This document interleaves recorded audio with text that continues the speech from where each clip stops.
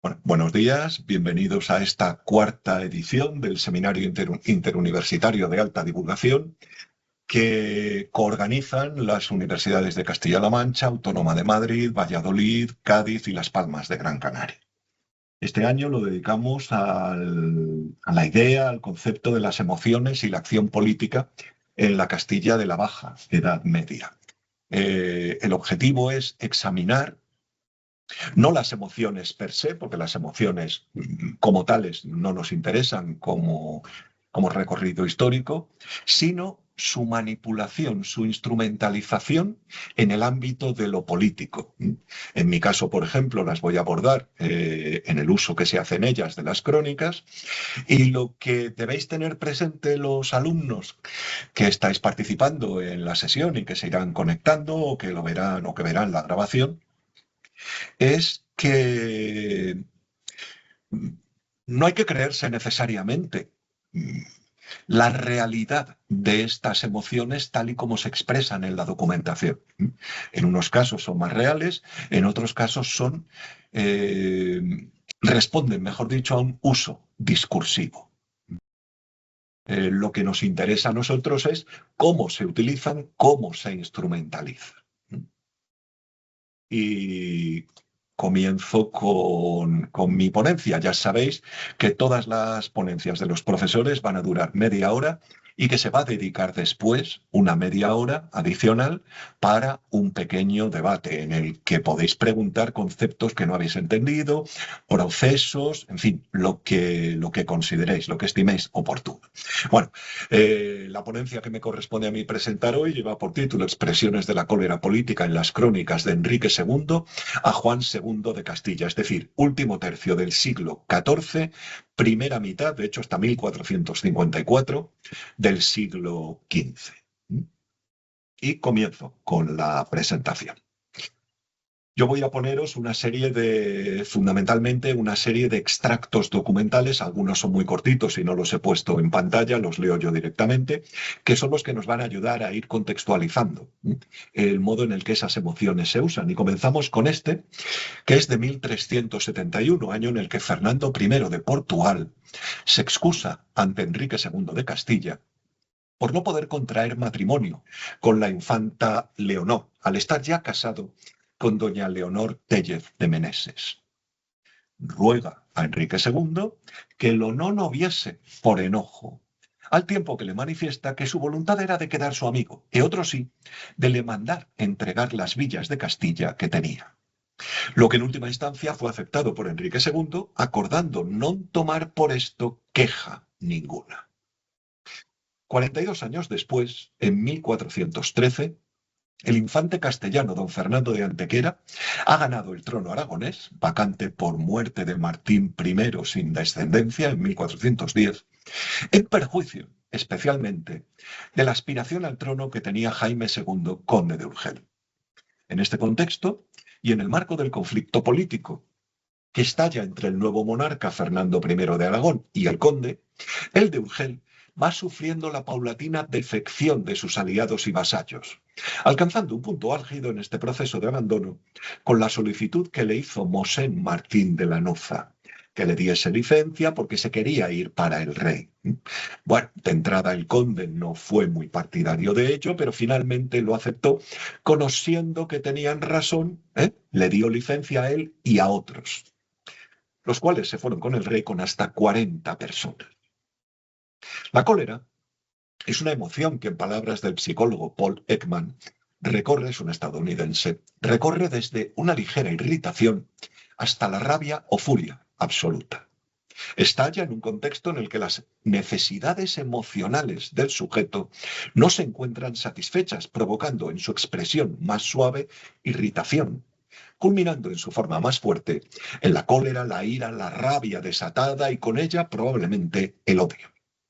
Hay que señalar que entre las formas suaves del campo emocional de la cólera se encuentra precisamente ese enojo que hemos observado en los documentos precedentes. En todo caso, mientras que las expresiones suaves de la cólera no coartan la capacidad de raciocinio del sujeto, la rabia ciega al individuo, bloqueando temporalmente su capacidad para razonar. Nada de esto había sucedido en los dos documentos examinados. Fernando I había construido su discurso reduciendo el daño que pudiera surgir de su conducta a través de tres medios. Primero, utilizando la expresión de un enojo sencillo. Cuidado, es el cronista quien está utilizando esa expresión del enojo sencillo. No podemos hacer la ecuación automática de lo que dice el cronista es expresión directa de lo que manifestó Fernando I. Nos basamos en el documento.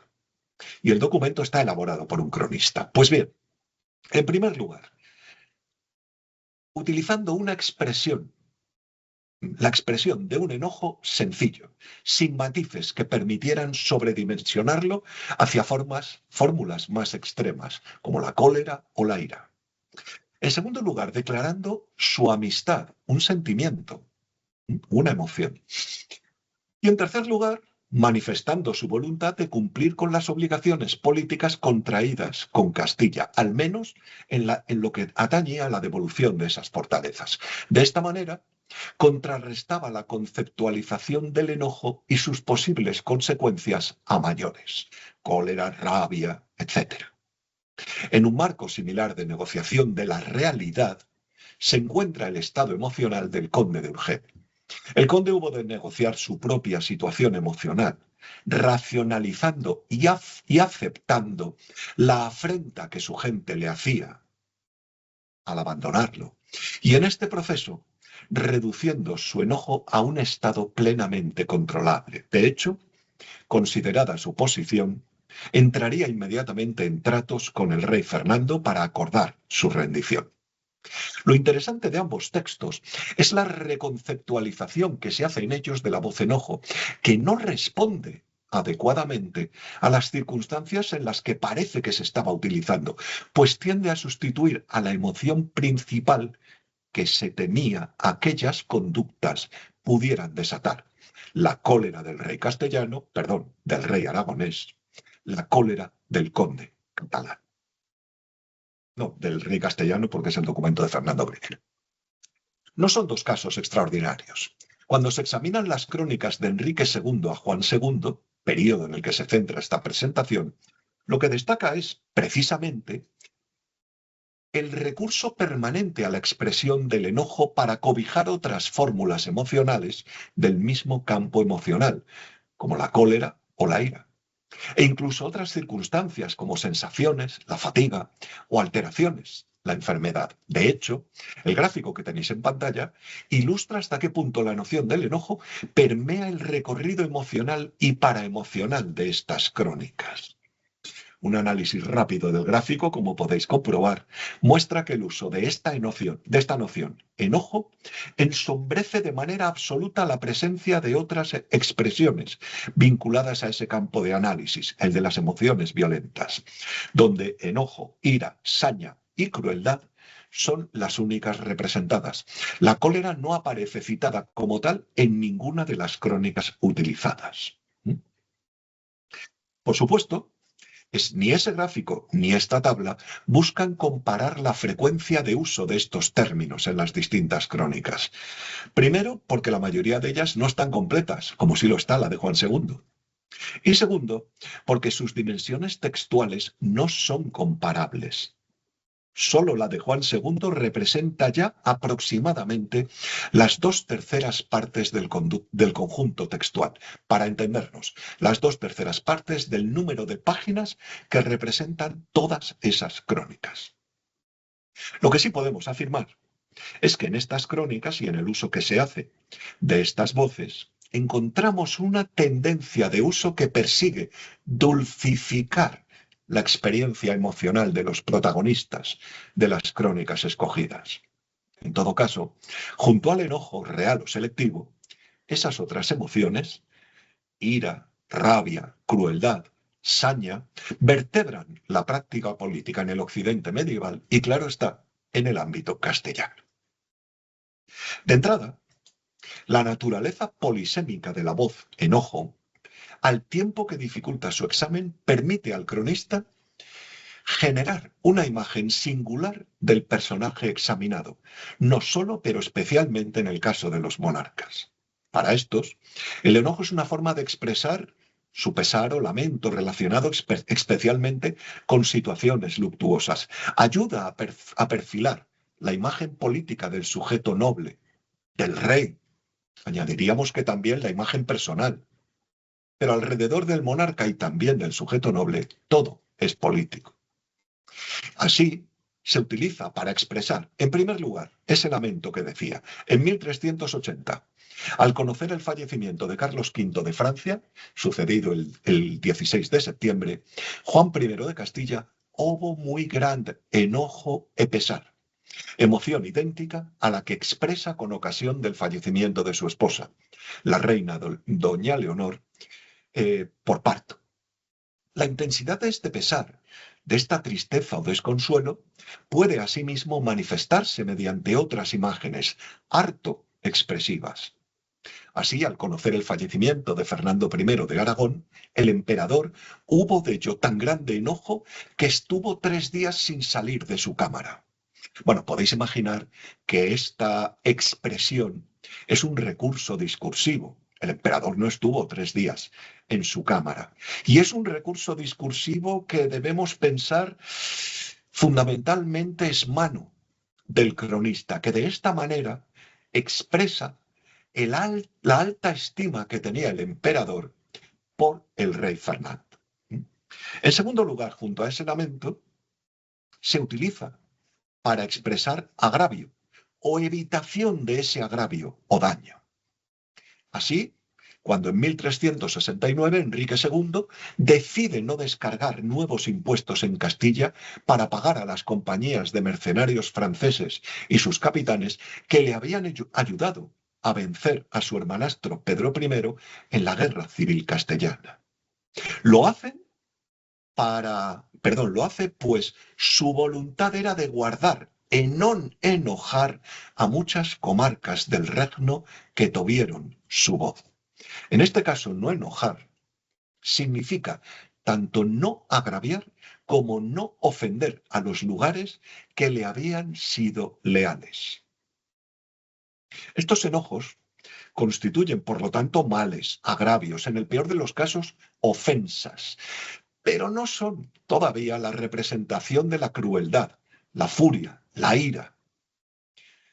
Las acciones militares, sobre todo aquellas que no acabaron desenvolviéndose en el sentido esperado, concitan abundantes expresiones de enojo que permiten avanzar en una conceptualización más intensa del término, trasladando indignación, enfado o irritación y en algún momento incluso el furor o la ira desatada. En 1407, el infante don Fernando de Antequera, en el cerco de la Peña de Montecorto, en una campaña contra el Islam, perdió una lombarda, una pequeña pieza de artillería, de que el infante hubo grande enojo. Enojo o ya cólera, o incluso ira. Bueno, no lo podemos precisar.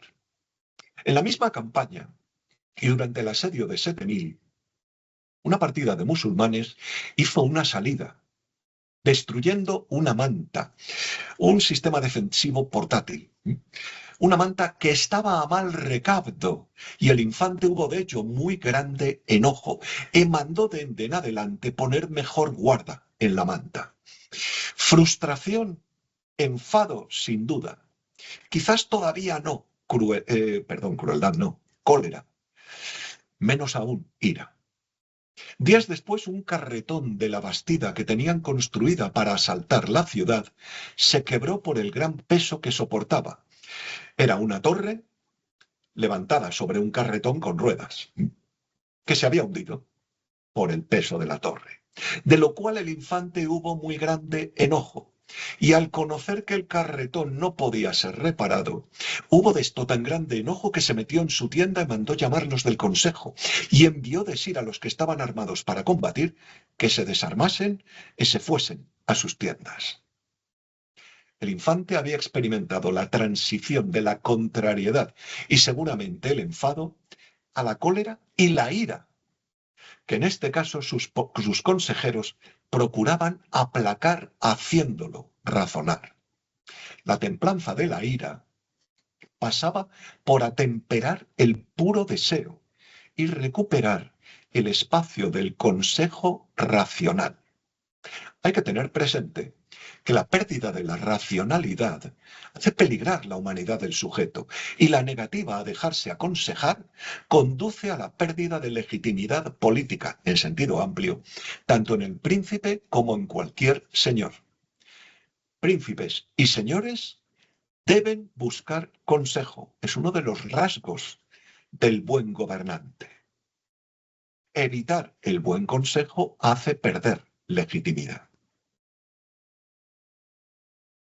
Aunque hay que tener en cuenta que no toda cólera o incluso ira, especialmente en la persona del monarca, conduce al reproche de sus facultades y acción de gobierno. La cólera, incluso la ira, puede cumplir una finalidad política legítima, esa ira regis, esa ira del rey.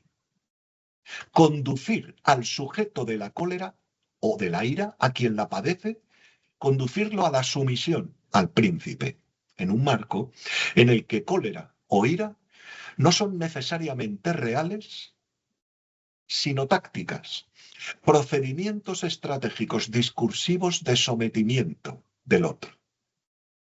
En todo caso, la ira del príncipe ha de ser temida, pues real o fingida anuncia la vía adecuada de actuación, la única vía que se puede seguir, que se debe seguir.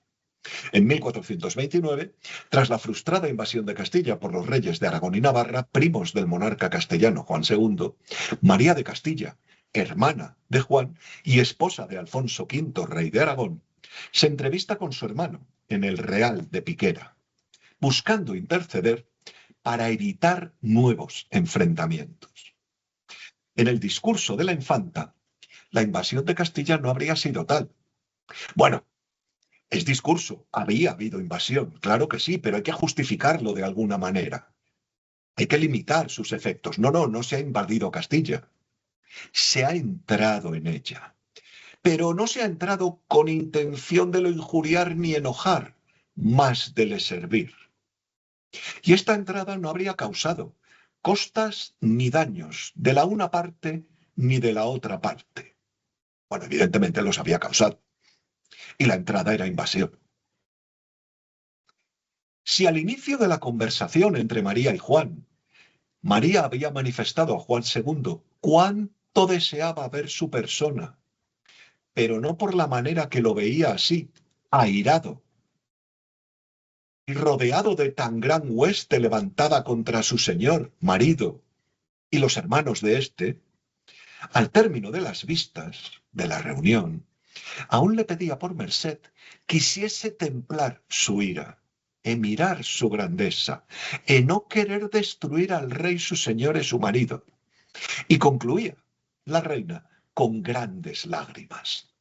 La expresión fuerte de la cólera, aquí en forma de esa ira regia, que es legítima, que es positiva, que no menoscaba la legitimidad del monarca, se procuraba reducir, María procuraba reducirla, mediante un complejo entrecruzamiento de emociones y recursos políticos dirigidos a templar la ira del rey castellano, es decir, a someterla al control de una racionalidad construida desde fuera y también en un ámbito emocional positivo.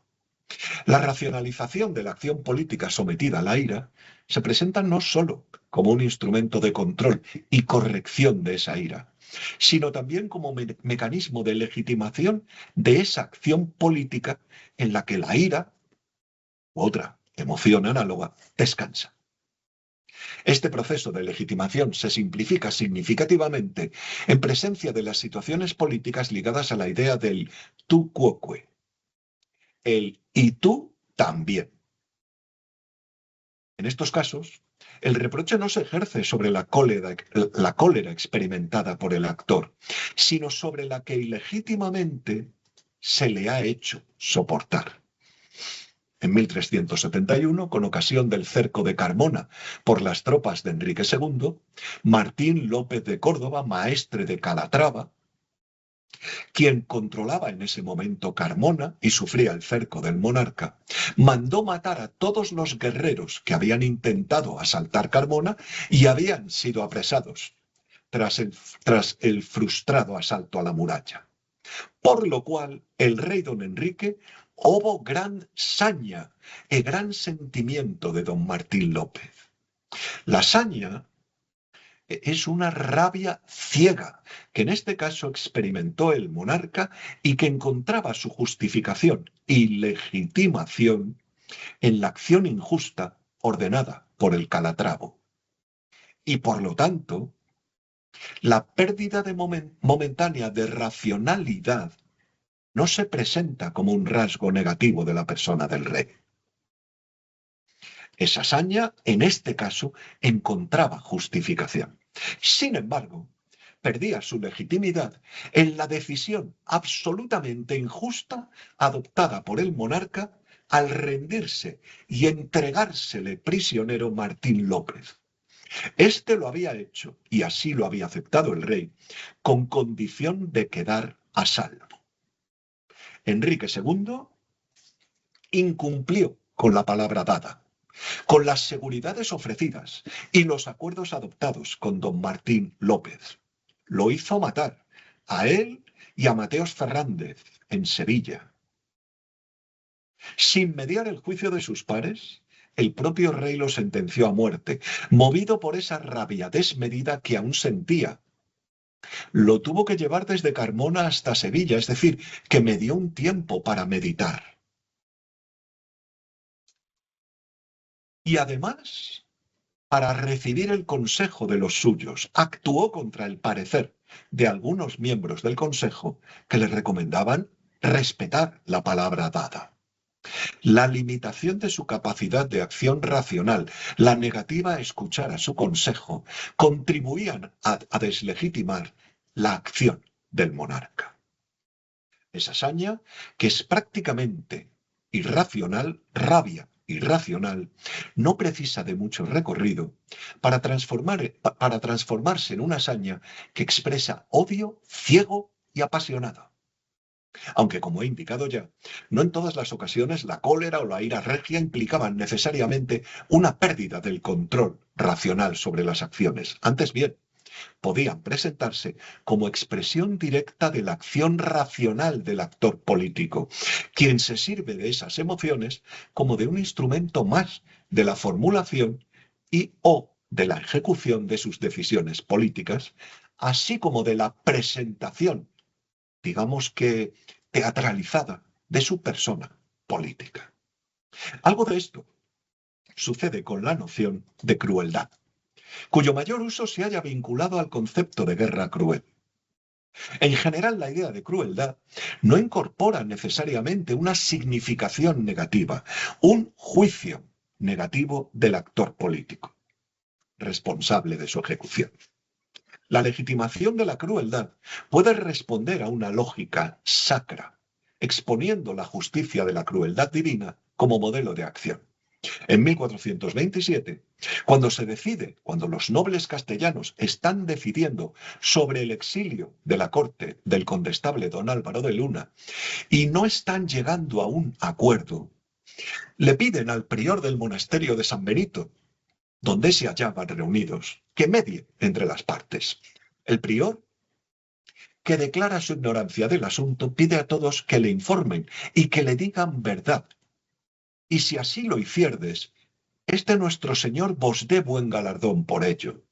Y si no lo hicieran así, si de otra guisa lo hicierdes, yo creo verdaderamente que en breve Él mostrará su sentencia cruel contra vosotros.